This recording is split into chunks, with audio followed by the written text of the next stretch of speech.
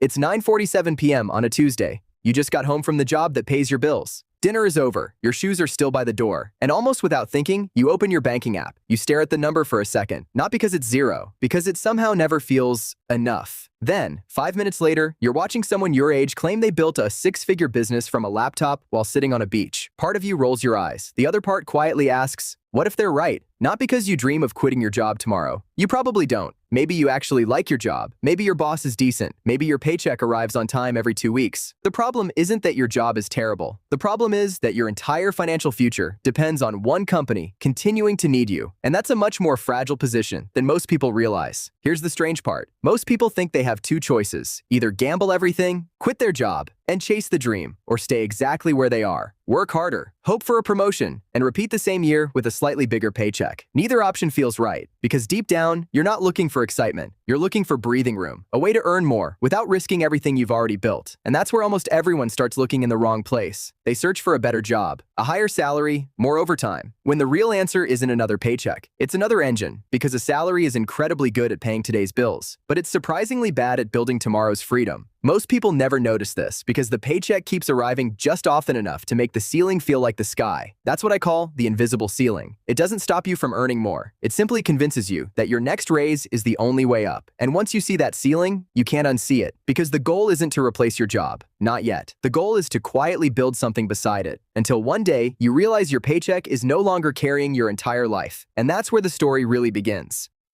Chapter 2. The Arithmetic of the Teaspoon.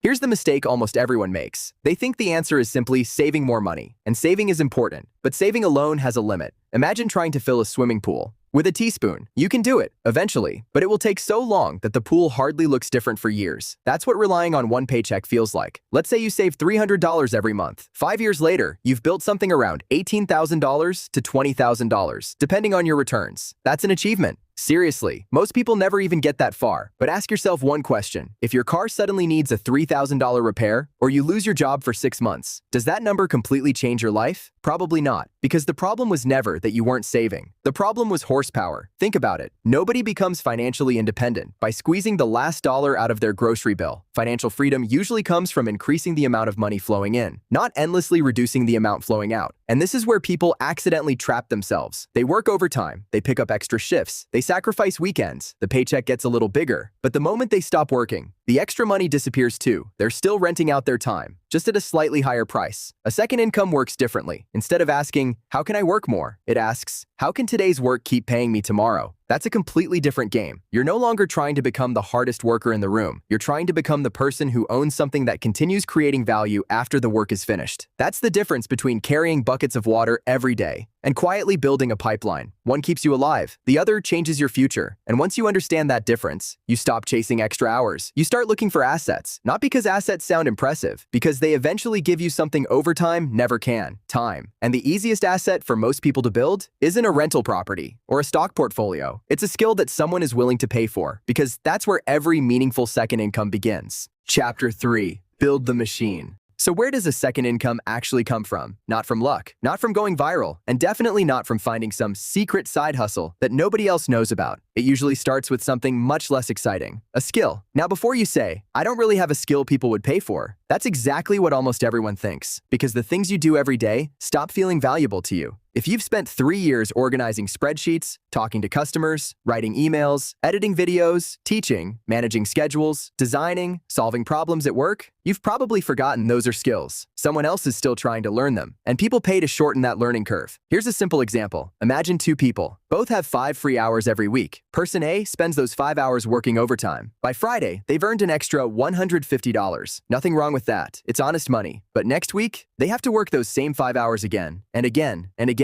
Now look at person B. Instead of overtime, they spend those same 5 hours offering a simple service online. Maybe bookkeeping, maybe tutoring, maybe video editing, maybe website design. The first month is honestly disappointing. They make $80. Meanwhile, person A made almost twice as much. Most people quit right here. But this is the moment that changes everything. Because person B isn't just earning, they're building. Each client teaches them something. Each project improves their portfolio. Each review builds trust. And trust is one of the few things that compounds faster than money. 6 months later, person A is still earning $150 for 5 hours. Person B is earning $600, maybe $800 for those exact same 5 hours. Not because they're working harder, because they're becoming more valuable. That's the difference almost nobody sees. A job rewards consistency. A skill rewards growth. And if you can combine both, keeping the stability of your paycheck while quietly increasing the value of your skills, you've built something incredibly powerful. Not a second job. The first piece of a machine. Part 4. Protect the machine. But building the machine is only half the challenge. Keeping it alive is where most people fail. Not because they aren't talented, because life is busy. Your job expands. Your weekends disappear. Family needs you. Friends invite you out. And before you know it, the 5 to 7 hours you promised yourself quietly disappear. That's why the most valuable thing you can protect isn't your money, it's your calendar. Treat those 5 to 7 hours like a meeting with the person who's going to pay for your freedom 5 years from now. Because that's exactly what it is. Then comes another mistake.